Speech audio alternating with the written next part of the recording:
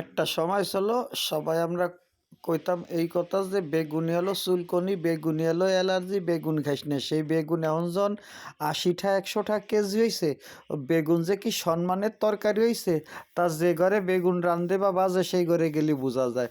আজকে সত্যি সত্যি কথা আমিও সেই কথার তুলনা ধরিয়া বাগুন খানিক নইছি, ধুইয়ে কাইটে লবণ হলুদ মাহালাম। আর এই যে গাছুন মাছ কুটছি ভাই, এ হলো ওই কুয়োতে ধরা। ওই কুয়োরে আবার কুয়ো কচ্ছপ আপনারা চেনেন কি না? কুয়ো হচ্ছে পুকুর, পুকুর যারে কয় শুদ্ধ ভাষায়। এই সেই কুয়ো বা পুকুরিতে ধরা ছোট ছোট রুই মাছ এই কুটিয়ে ধুইয়ে সুন্দর করে তেল হলুদ লবণ লাগাইছি। এখন কড়াইতে দিয়ে ভাজবো, কড়াইয়ের ভিতরে খানিক তেল গরম করিয়ে সেই তেলের ভিতরে একখান একখান করে মাছ দিয়ে ভাজতে হয়, তা নইলে আমি মেলা গাছুন মাছ একসাথে দিছি। একটু বলত তো বোঝেন না, বেটা মানুষের কাজে লোমেলো হবে, এটাই স্বাভাবিক কথা। যাক, তবু কড়ইখান গরম ছিল দেখে মাছ একটুও পড়ে নাই, লাগে নাই। সুন্দর করিয়া মাছ কয়খান ভাজা হচ্ছে। দেখি ভাজা অতি অতি অতি অতি আমি কদ্দুর জাতি পারি দে, আগুন যে জ্বলতিছে মনে হয় ইটির ভাটায়। ওই যে ইট কামলা ইট সাজাইয়া দুই পাশে ভাটা সাজাইয়া মাঝখানে আগুন জ্বালাইয়া দিল, কিন্তু এই যে আগুন কোন জায়গা জ্বলছে খালি মাঝখানে না চারিধারে তা বুঝতেছি না।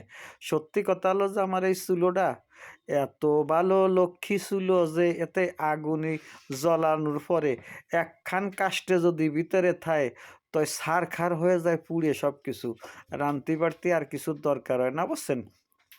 এই আপারা আবার অনেক সময় আছে যে চুলোর ভিতরে পাতায় দিয়ে রান্ধে, খের দিয়ে রান্ধে, নাড়ায় দিয়ে রান্ধে, সে চুলোয় আগুন ঠেলতি ঠেলতি ডেনা ডুনো ব্যথ হয়ে যায়।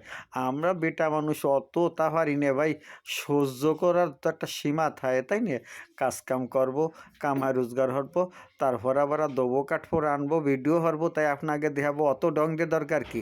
আমি এই জন্যই ডাইরেক্ট ছোলা একখান ঠেলে দিই। একখান ছোলা ঠেলে দিলি কত তার আন্দা হয়। দেখেন মাছ কহান বাজা হয়েছে, মাছ কহান দেখতে পারি সুন্দর দেখাচ্ছে, ফরান চাইলে একখান খাতি পারেন, কোনো অসুবিধে নাই। শোনেন, এখন এই মাছ ভাজলি খালি হবে না, এর সাথে আবার আলু ভাজতে হবে। কেন যে কইছিলাম না ওই যে ফ্যাট ফোড়া দূরে মাই গিয়েছে, তা আগে এবার যা হোক দুনিয়ায় আলু একখান সামনে লাগে। আলু না দিলে যেন তাকে ফরানটা কোনো তাই ভরে না, সে গোস্ত হোক আর মাছ হোক, বেগুন হোক আর ঢেঁড়স হোক, আলু তাকে লাগবে, বুঝছেন? সেজন্য কারণ আলু ভাজতেছি মাছের সাথে। আলু কহান ভাজার পরে এই আলুর যে কি সুন্দর একটা রং হয়, সে সময় কিন্তু মনে মনে আবার আমারও খাওয়ার বাড়ি ইচ্ছে হয়, বুঝছেন? লজ্জার কথা কর দরকার নাই, কারণ একটু আগে কত কথা কইছে আলু নিয়ে। তারপরে আলু ভাজলি কিন্তু দেখি সবারই খাতি ফোরানে চায়, এত সুন্দর হয় আলুর কালার।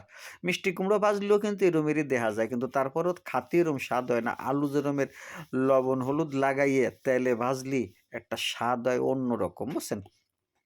আলু ভাজা শেষ, মাছ ভাজা শেষ, থাকলো এখন বাগুন। এই যে সেই অ্যালার্জি বা চুলকনির ওষুধ, এই কিন্তু এখন আর এই দিনই এটাতে অ্যালার্জি হয় না।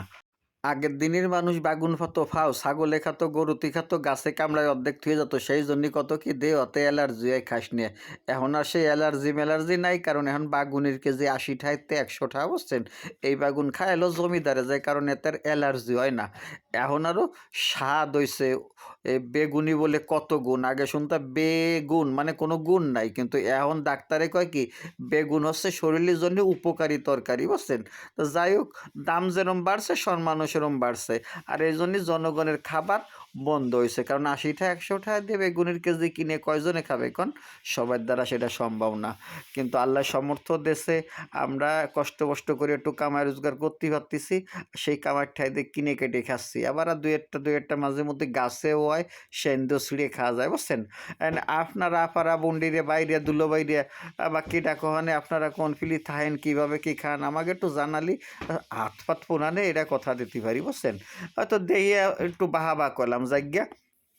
এবার শুদ্ধ খাওয়া যাবে না, এতে এবার ভেজাল আছে, যে কারণে ওই তেলের ভিতরে খানিক পেঁয়াজ বাটা আর কাঁচামরিচ বাটা দিয়ে তেলটা ভেজে নিচ্ছি, কারণ এই পাটায় বাটা মশলার স্বাদ হয় এক রকমের, আর ওই প্যাকেটের মশলার স্বাদ হলো আর এক রকমের, বুঝছেন না? এই জন্য আমি কি আসছি, খানিক পেঁয়াজের ভিতরে অল্প একটু কাঁচা জিরে দিয়ে আর কাঁচামরিচ দিয়ে বাটছি পাটায়, তারপরে এটারে এই যে তেলে একটু ভাজলাম, তারপর একটু পানি ছিটিয়ে দিলাম। তার কারণ কি, পুড়িয়ে ধরবে না।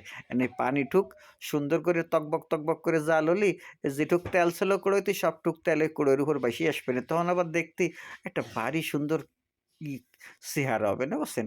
ওর ভিতরে আমি হরবানি কি ভাজা মাছ কহেন, বেগুন কহেন, আলু কহেন সব দিয়ে দেবানি। দিয়ে দেওয়ার পরে এখন কি হবে কন্তি এটারে কয়ালো মাখো মাখো ঝোল বা কষানো কষানো একটা ভাব।